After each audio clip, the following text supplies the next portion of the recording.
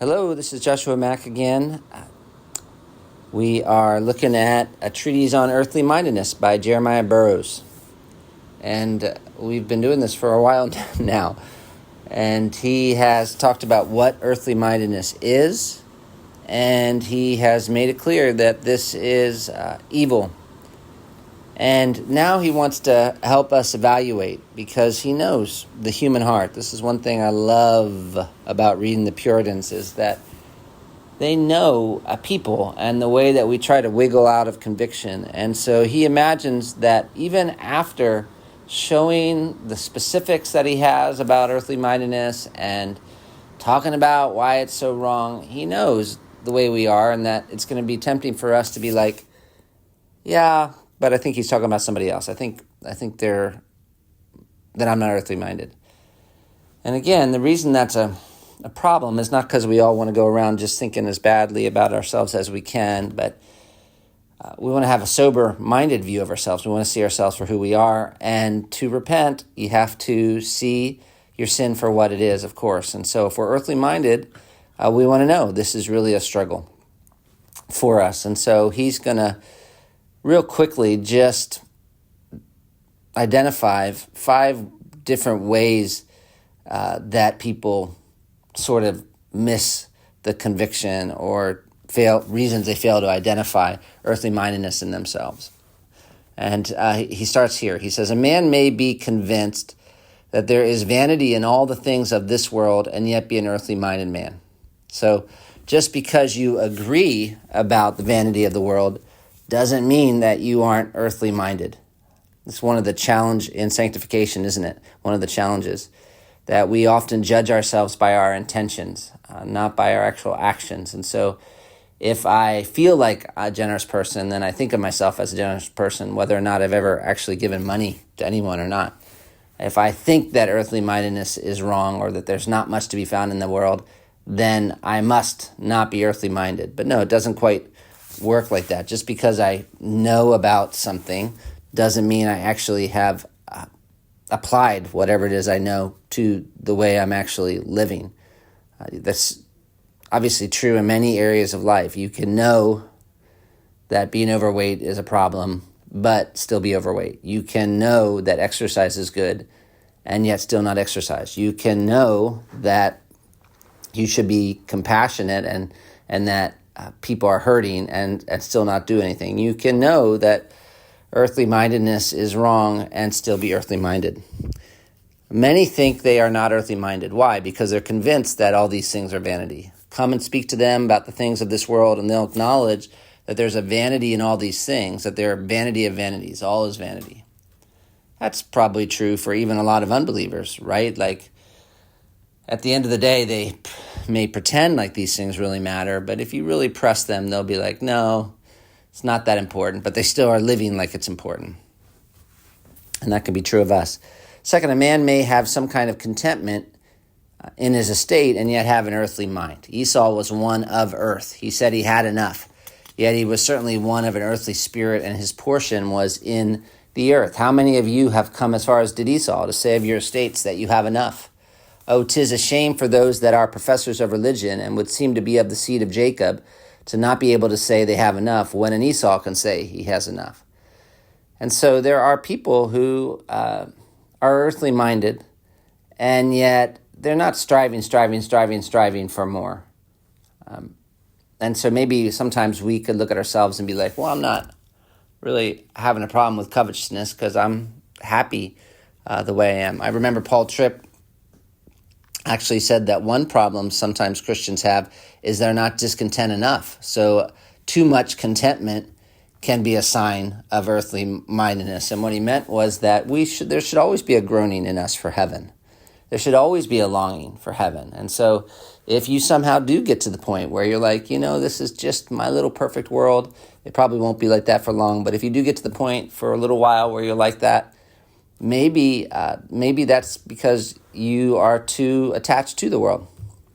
3, men and women may speak very great words about the vanity of all the things in the world. When you come to talk to them, you may discourse much about this with them, and yet they still have a very earthly spirit. So, of course, there are people who are great at speaking against something without actually being against it. For a man may be free from getting anything of this world by false means, by deceit, by injustice, and yet be earthly for all that. So he might be a moral person, just a good guy. He's not going to compromise his morals, but still be very earthly. Of course, we've all seen that. Fifth, through some predominant lust for something else, a man may seem to despise some earthly thing. For example, many men who have a lust for ambition will seem to despise money. Those who have a lust to show themselves generous and those that have a lust of sensuality will seem to despise the things of the world. Many a man through one lust will seem as if he hates the other, but the truth is he does not hate it as sin because it's opposite to some other lust that he has. He does not hate it. He has no dislike of it as a sin against God. Your prodigals, your young spendthrifts speak against covetousness as if they hated that sin, whereas the truth is no wicked man hates any sin any further than one sin crosses another. He may hate it, but not as sin. So there are, when we think of earthly mindedness, especially when we think of it in terms of greed, which seems to be what he's going after here in particular, there are people who aren't greedy. They're willing to live very simple lives, but it has to do with not Jesus. It has to do with the fact that they really love comfort, they love laziness, or they love something else. It's amazing how many sacrifices people will make for a lust. And sometimes they'll sacrifice money for a lust. But that doesn't make that sacrifice holy, that's for sure. In Isaiah 13:17, the text says, I will stir up the Medes against them, which shall not regard silver, and as for gold, they shall not delight in it. The Medes were heathen, wicked people that had no grace in them at all, and yet the text says that they shall not regard silver nor delight in gold. Some men think it's through the work of grace because they find that they're above the base covetousness they see in other men. They do not regard silver and gold or getting all for themselves, and they despise those men that are of such a base covetous way. Upon that, they think that their condition is good because they think they're above that lust. But you see, it's not different than a Mede. A heathen may disregard silver and gold, but how? It's because his spirit is upon another lust. That's the ground of it.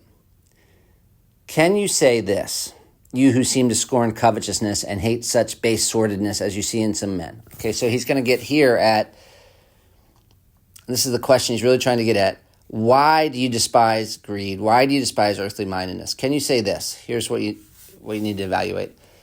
The Lord has made me to know what communion with himself in Jesus Christ means. And since that time, I bless God that my heart has been above all these earthly things. And that's the reason that I look upon all these earthly things as vanity. Because the Lord has revealed to me those excellent and glorious things that are infinitely above these earthly things. That's something indeed. If you can be above earthliness on this ground, that's a good argument. Therefore, examine upon what ground it is that your spirit is against such things, whether it be upon the sight and experience of better things. If so, then it's right. But certainly men and women may go far in seeming to be above earthly things in respect to the sin of covetousness and still have earthly minds.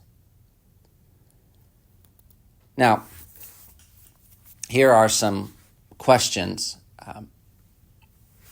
to help you evaluate your relationship to things, your attitude towards things, whether or not you're greedy.